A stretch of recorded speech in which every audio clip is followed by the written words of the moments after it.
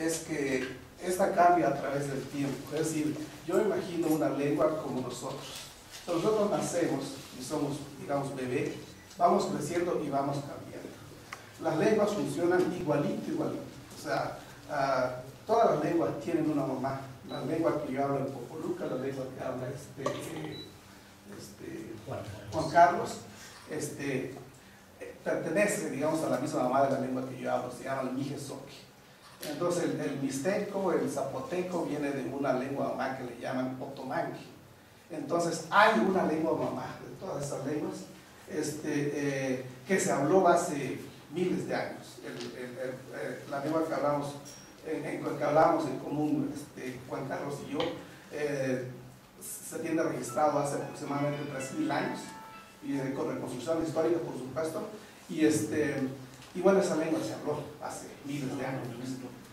Ha evolucionado y ahora yo hablo de una manera, Juan Carlos habla de otra manera, pero seguimos teniendo, digamos, ese parentesco lingüístico. Entonces, la idea es esa, que la lengua pues cambia, y eso lo tenemos que tener presente. Y hay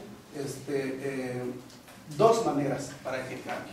Una es el cambio interno que aparece ya, en donde, por ejemplo, los sonidos y la gramática son los pedacitos de palabra que hay, o es la estructura de cómo hablamos. Esto tiene que ver con la gramática, y los sonidos, pues es los sonidos que tiene la lengua. Una lengua puede cambiar su sonido, evolución interna de la lengua, es decir, no hubo influencia de ninguna otra. El otro cambio importante, pues, es el externo, de las influencias de otras lenguas sobre la lengua que uno habla. Ahí hablamos, pues, de contacto lingüístico. De repente también podemos tener la situación esta de que vamos a encontrar semejanzas entre las lenguas que hablamos. Por ejemplo, quizás en algún momento ustedes han platicado, por ponerles un ejemplo, un zapoteco con un mixteco, ¿no? Y encuentran que una palabra es similar a la otra.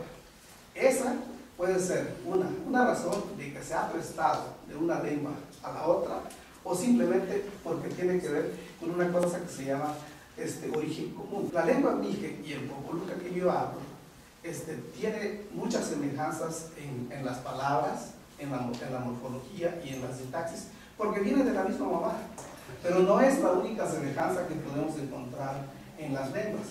Hay otra que se llama, los lingüistas llaman, semejanza casual. El contacto lingüístico en México, al menos, se da porque la mayoría de las lenguas indígenas, de los hablantes de lengua indígena, somos bilingües o multilingües. Solamente cuando hay bilingüismo o cuando hay multilingüismo es cuando una lengua puede tener la influencia de otra. Conocer algunas palabras no significa ser bilingüe, porque bueno, pues es solamente que uno lo aprendió, pero que todavía no tiene uno la habilidad de poder construir oraciones en esa lengua.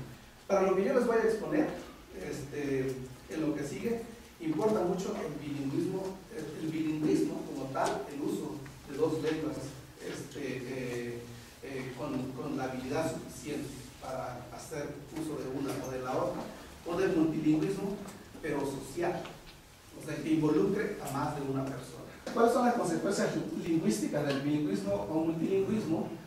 Para mí hay dos, una consecuencia que son sociales y otra consecuencia que son lingüísticas. En la lingüística nosotros esto le llamamos transferencias lingüísticas. Hay un término que también se usa mucho en la lingüística que se llama interferencia lingüística, que fue propuesta por un señor que se llama Van Wright, y otros investigadores han trabajado sobre ese tema y ahora proponen el término transferencia lingüística, y a mí me gusta más porque el término interferencia significa que es como, por ejemplo, está la compañera aquí, ¿no? Y si yo me meto, pues la interfiero. Y entonces, para mí, las lenguas no interfieren. Las lenguas, los hablantes, nosotros agarramos cosas que de alguna manera quizás consideramos que son útiles o que se vuelven automáticos al interior de la otra lengua. Entonces, por eso me gusta a mí el término transferencia lingüística. No estamos viendo a la lengua como sola, sino con su influencia externa. Entonces, a partir de ahí, podemos tener nosotros cuatro tipos de transferencias lingüísticas. El primero es la transferencia léxica. La transferencia léxica tiene que ver con el préstamo de palabras. Cualquier palabra que se pase de una a otra lengua es un préstamo léxico. Hay otra cosa que también se llama calco. Y el calco es cuando uno copia una palabra y lo pasa uno a la otra. No se me ocurrió ningún otro ejemplo más que ese que es famoso en el inglés. Skyscraper, es rascacielos, y el hot dog, el famoso perro caliente. Son ejemplos clásicos de calco lingüístico, se llama. Pudiéramos empezar a sondear si tenemos calcos lingüísticos en nuestras respectivas lenguas, y porque estoy seguro que préstamos hay un montonal, ¿no? Entonces ahí no habría, aunque me gustaría ver si hubiera préstamos léxicos entre lenguas indígenas, porque seguro que hay mucho del español, ¿no? Pero de las lenguas indígenas se sabe muy poco, entonces valdría la pena ver si hay. El segundo tipo de transferencia es la fonológica. Obviamente están interrelacionadas, o sea, no vamos a tener solamente la transferencia de un sonido sin la palabra, o sea, se viene la palabra y se viene el sonido. Entonces tenemos ahí los sonidos de la lengua, el tono, el acento y la entonación. Esos entran dentro de la transferencia léxica. Tenemos el tercer tipo de transferencia, que es la transferencia morfológica. Eso tiene que ver con las partes de la palabra. Para entenderlo, creo que basta decir que, por ejemplo, no es lo mismo decir casa que decir casas en español. La S del español en casas tiene que ver con la morfología del español y es lo que se llama plural. Entonces, ese tipo de cosas lo tienen también las lenguas indígenas y tiene que ver con la morfología de la lengua, que también se puede transferir. Vamos con la número 4, que es una transferencia sintáctica. En la transferencia sintáctica hablamos cuando la estructura de la palabra, es decir, nosotros decimos en español la casa blanca, pero hay lenguas que lo hacen al revés. Entonces el populuca es entonces la blanca casa. Si nosotros hacemos ese tipo de transferencia del orden de la palabra, vamos a llamarle así de una manera muy sencilla, ahí estamos haciendo una transferencia sintáctica. Obviamente el asunto es más complejo que esto, pero yo lo que quiero es que sea digerible para todos nosotros y que tengamos una idea de lo que puede ocurrir cuando hay contacto lingüístico con otras lenguas. Y lo que se ha estudiado ya suficiente es, bueno, entre paréntesis suficiente, es sobre los préstamos. Entonces hay un trabajo de Carlos y Kama que describe los préstamos del mije soquiano, la lengua que yo hablo, al guave, al chinanteco, al huicateco, al zapoteco, al chatino, al mixteco y muchas otras. Entonces valdría la pena ver cómo las lenguas indígenas que ustedes hablan pudieran de alguna manera influenciarse en el léxico.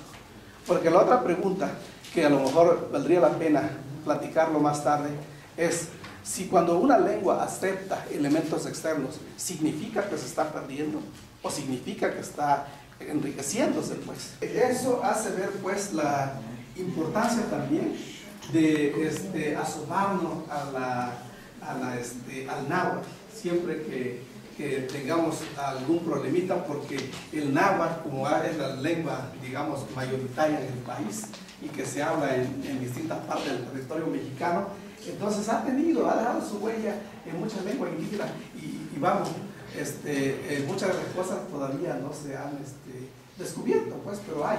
Por ejemplo, yo nunca pensé que el popoluca tuviera tanta injerencia del náhuatl en su léxico o en general en el idioma.